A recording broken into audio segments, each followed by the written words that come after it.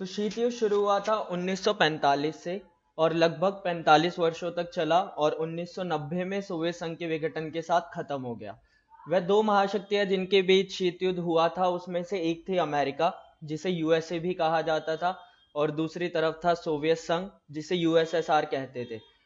दोनों ही महाशक्तियों के बीच शीत युद्ध हुआ और इसके पीछे जो मेन रीजन था वो था इन दोनों की विचारधारा। एक तरफ जहां अमेरिका पूंजीवाद, उदारवाद और लोकतंत्र का समर्थक था, वहीं दूसरी तरफ सोवियत संघ साम्यवाद और समाजवाद का समर्थक था।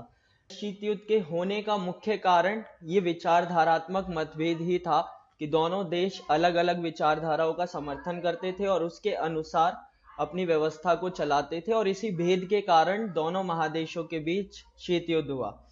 शीत युद्ध की वजह से विश्व दो हिस्सों में बट गया। पहला था पहली दुनिया और दूसरा दूसरी दुनिया।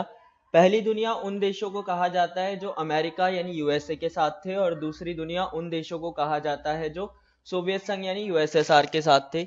इसी के साथ साथ एक तीसरी दुनिया भी थी जो गुट निरपेक्ष आंदोलन था, उसके बारे में हम आगे बात करेंगे। दोनों ही महाशक्तियों द्वारा अपनी अपनी विचारधारा को प्रभावी रूप से आगे बढ़ाने के लिए तथा दूसरे देश को ये दिखाने के लिए कि उनकी विचारधारा उससे ज्यादा अच्छी है, कुछ गठबंधन बनाए गए। जैसे अमेरिका ने 3 गठबंधन बनाए, नाटो, सिएटो और सेंटो, और इसी के साथ साथ सोवियत संघ ने एक गठबंधन बनाया जो था वार्सा पैक्ट। तो चलिए विचारधारा के बारे में बात करते हैं। जैसा कि हमने देखा, अमेरिका पूंजीवाद, उदारवाद और लोकतंत्र का समर्थक था और दूसरी तरफ सोवियत संघ था जो साम्यवादी समाजवाद का समर्थक था। तो आखिर ये विचारधाराएं थी क्या? तो सबसे पहले अगर हम बात करें पूंजीवाद के बारे में, तो पूंजीवाद का अर्थ होता है एक ऐसा देश जिसके अंदर सभी उत्पादन संबंधित फैसले लेने का अधिकार, कि क्या उत्पादन किया जाएगा, कैसे किया जाएगा, कितना किया जाएगा, सामान्य जनता के हाथ में होता है। दूसरे शब्दों के अंदर अगर हम देखें तो निजी क्षेत्र पूरी तरह से स्वतंत्र होता है, यानी कोई भी व्यक्ति अपना निजी व्यापार शुरू कर सकता है अपनी इच्छा अनुसार। उसे सरकार से ज्यादा परमिशंस लेने की जरूरत नहीं होती और ना ही उसके ऊपर ज्यादा पाबंदी होती है। इसी के बिल्कुल उलट समाजवाद के अंतर्गत एक देश के सभी उत्पादन संबंधित फैसले लेने का अधिकार मुख्य रूप से वहां की सरकार के हाथ में होता है। यहाँ या तो निजी क्षेत्र होता ही नहीं है, और अगर होता भी है तो सरकार के अंडर काम करता है, यानी उसकी नीतियों के अनुसार काम करने के लिए विवश होता है। अगर हम बात करें अगली विचारधारा जो थी उदारवाद के बारे में, तो उदारवाद का मतलब होता है कि व्यवस्था को उदार बनाना। उदार बनाने का मतलब होता है फ्री बनाना। तो कहने का मतलब ये है कि ये ऐसी व्यवस्था है जिसके अंदर देश में प्रत्येक व्यक्ति को अधिक से अधिक स्वतंत्रता प्रदान करने के प्रयास किए जाते हैं। इसी के साथ साथ जो सोवियत संघ था वो साम्यवादी विचारधारा पर आधारित था।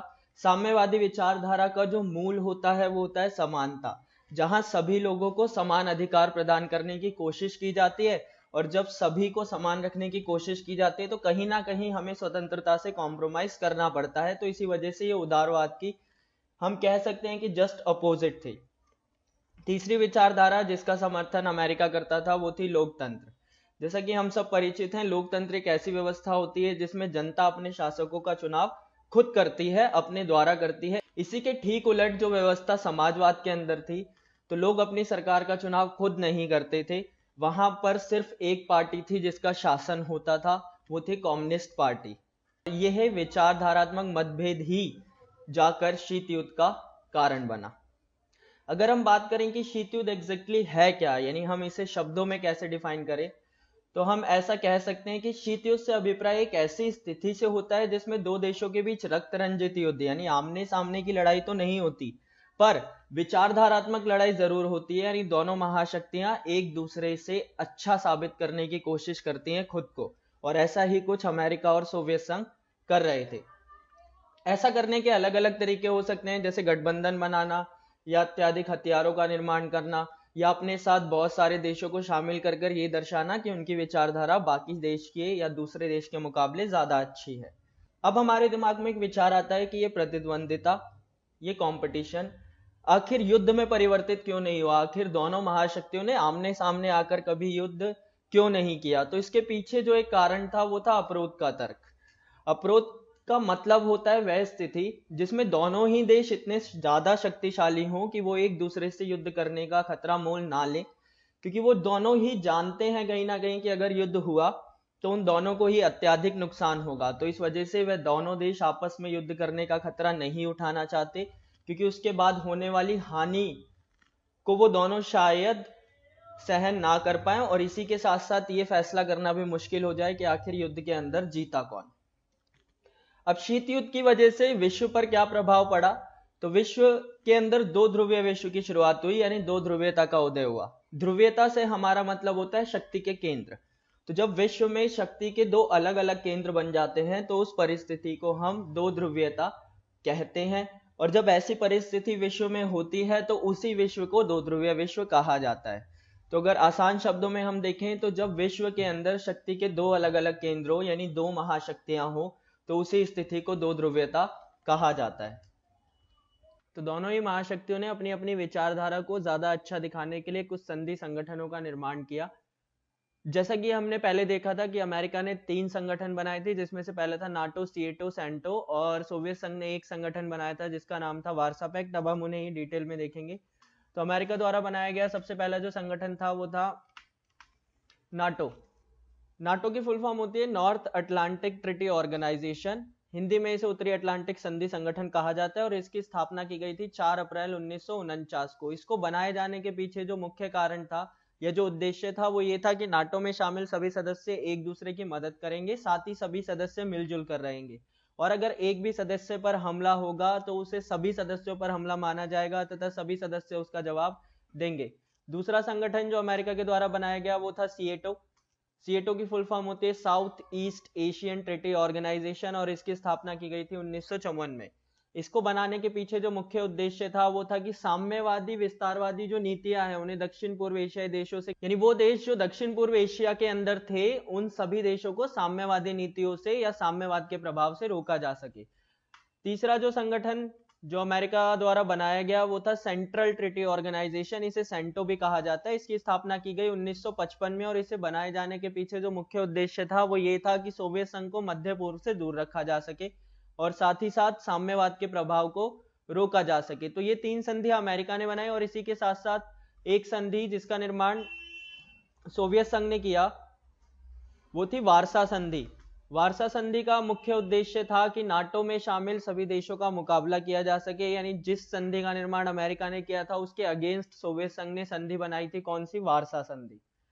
आगे अगर हम देखें तो हमारे दिमाग में एक ख्याल आता है कि आखिर इन इतनी बड़ी बड़ी महाशक्तियों को छोटे देशों की जरूरत ही क्या हुआ करती थी। वो खुद भी इतनी शक्तिशाली थी कि वो एक दूसरे का सामना कर सकती थी और पूरे विश्व को प्रभावित कर सकती थी।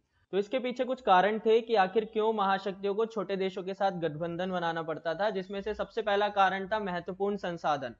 भले ही उन महाशक्तियों के पास सब कुछ था, पर अपने आप को ठीक प्रकार से चलाए रहने के लिए उनको महत्वपूर्ण संसाधन जैसे खनिज वगैरह की जरूरत पड़ा करती थी, और उनकी पूर्ति उन्हें छोटे देशों से हुआ करती थी। इसके अलावा जो अगला रीजन था वो था सैनिक ठिकाने। सैनिक ठिकानों का मतलब कि महाशक्तियों के पास बहुत बड़ी सेना थी और उसके संचालन के लिए, उसकी व्यवस्था के लिए उनको जगह की जरूरत पड़ती थी। तो वो सैनिक ठिकाने उन्हें मुहैया कराए जाते थे छोटे देशों के द्वारा, और साथ ही साथ उन छोटे देशों से वो बड़ी या दूसरी महाशक्ति पर नजर भी रख सकती थी। तीसरा जो मुख्य कारण था वो था भू क्षेत्र।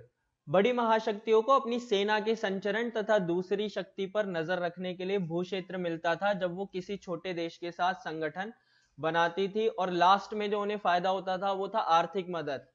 प्रत्यक्ष या अप्रत्यक्ष रूप से छोटे देश भी कहीं ना कहीं बड़ी महाशक्तियों की आर्थिक मदद करते थे, क्योंकि जब उनकी सेना उन छोटे देशों में रहा करती थी तो उनका भरण पोषण सब कुछ उन्हीं छोटे देशों द्वारा किया जाता था। अब जिस तरीके से बड़े देशों को छोटे देशों की जरूरत हुआ करती थी, उसी तरीके से छोटे देशों को भी बड़े देशों की यानी महाशक्तियों की आवश्यकता पड़ती थी। उसके पीछे के जो कारण थे वो ये था कि बड़ी महाशक्तियां उन्हें सुरक्षा का वायदा करती थी कि अगर किसी भी स्थिति में किसी दूसरी महाशक्ति द्वारा उन पर आक्रमण किया गया तो वह जिस महाशक्ति के संगठन में है वो और उसके संगठन के सारे देश उसका साथ देंगे। दूसरा जो रीजन था वो था सैन्य सहायता और हथियार। छोटे देश होने के कारणवश उनके पास इतनी सबल सेना या इतने उच्च तकनीकी हथियार नहीं हुआ करते थे, तो ये सब उन्हें बड़ी महाशक्तियों द्वारा मुहैया कराए जाते थे। और लास्ट में आर्थिक मदद, क्योंकि छोटे देश आर्थिक रूप से महाशक्तियों के जितने सक्षम नहीं थे, तो उन्हें आर्थिक मदद किसी न किसी रूप में बड़ी महाशक्तियों द्वारा तथा प्रौद्योगिकी मदद भी दी जाती थी। अब विश्व में कभी कभी ऐसा लगा कि ये शीत युद्ध तृतीय विश्व युद्ध में बदल जाएगा। जब दोनों महाशक्तियां आमने सामने आ गईं तो विश्व का ऐसा आभास हुआ कि ऐसा हो सकता है कि दोनों महाशक्तियों में युद्ध छिड़ जाए और ये तृतीय विश्व युद्ध में बदल जाए। परंतु कुछ हद तक ऐसा नहीं हुआ। इन्हीं सारी परिस्थितियों को, इन्हीं सारे घटनाओं को, जिसके अंदर ऐसा लगा कि शीत युद्ध तृतीय विश्व युद्ध में बदल जाएगा, शीत युद्ध के दायरे कहा जाता है। तो अगर हम एक लाइन में लिखें तो शीत युद्ध के दायरों से हमारा मतलब उन स्थितियों से है जिनमें ऐसा लगा कि दोनों महाशक्तियों में युद्ध हो जाएगा, परंतु युद्ध नहीं हुआ। इसमें जो सबसे पहला था, जिसे शीत युद्ध का चरम बिंदु भी कहा जाता है, वो था क्यूबा मिसाइल संकट, जो 1962 में हुआ था। इसके बारे में और जानने के लिए आप हमारी क्यूबा वाली वीडियो देख सकते हैं, उसका लिंक आपको डिस्क्रिप्शन में मिल जाएगा। नेक्स्ट जो था वो था बर्लिन की नाकेबंदी। बर्लिन पर जो नाकेबंदी की गई थी 1948 में, उस समय भी ऐसा लगा कि दोनों महाशक्तियों के बीच युद्ध हो सकता है, परंतु नहीं हुआ। कोरिया संकट जो 1950 में हुआ, और इसी के साथ साथ कांगो का संकट जो कि 1960 में हुआ। दोनों परिस्थितियों में ऐसा लगा कि युद्ध होने की संभावना है। इसके अलावा वियतनाम में जब अमेरिका ने हस्तक्षेप किया 1954 से लेकर 1975 तक, और साथ ही साथ हंगरी में सोवियत संघ का हस्तक्षेप, कहीं ना कहीं पूरे विश्व को यह आभास कराता रहा कि शीत युद्ध तृतीय विश्व युद्ध में बदल सकता है, परंतु महाशक्तियों की समझदारी और सूझबूझ के कारण ऐसा कुछ नहीं हुआ।